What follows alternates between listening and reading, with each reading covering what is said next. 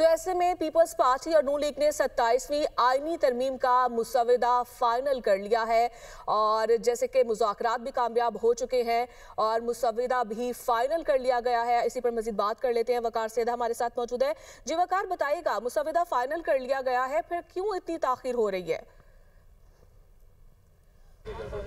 देखिए जी, जो सेनेट का इजलास है वो 3:30 बजे तक जो है वो उसमें वक्फा किया गया था और अब से कुछ देर बाद ये इजलास दोबारा शुरू हो जाएगा। और इस वक्फे का मेन जो मकसद था वो पीपल्स पार्टी और नून लीग के दरमियान बुनियादी तौर पर जो 3 निकात थे उस पर पीपल्स पार्टी को इतराज़ात थे, जिसको दूर कर लिया गया है और बाकायदा तौर पर अब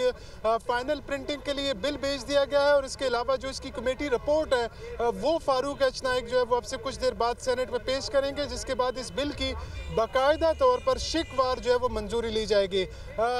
पीपल्स पार्टी को ट्रांसफ़र ऑफ जजेस, ट्रांसफ़र ऑफ केसेस और जो आइन के आर्टिकल 248 के अंदर जो सदर ममलिकत को इम्यूनिटी हासिल है उस पर नून लीग की जानिब से तजवीज़ दी गई थी कि सदर ममलिकत की जो इस्तिस्ना है वो ताक़यात उस सूरत में होगी जब वो कोई ओहदा नहीं संभालेंगे, लेकिन अगर वो सदारत के बाद कोई भी अवामी ओहदा जो है वो संभालते हैं तो उसके बाद ये इम्यूनिटी जो है वो ख़त्म हो जाती है। तो तकरीबन सुबह 9:30 बजे से लेकर ये मुज़ाकरात कोई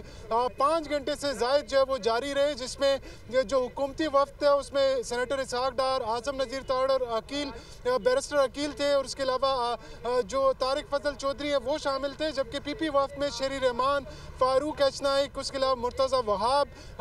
नवीद कमर और दीगर जो उनके शुरका थे वो इसमें शरीक रहे। तो ये मामला सारा जो है वो फाइनल हो गया और अब से कुछ देर बाद बाकायदा तौर पर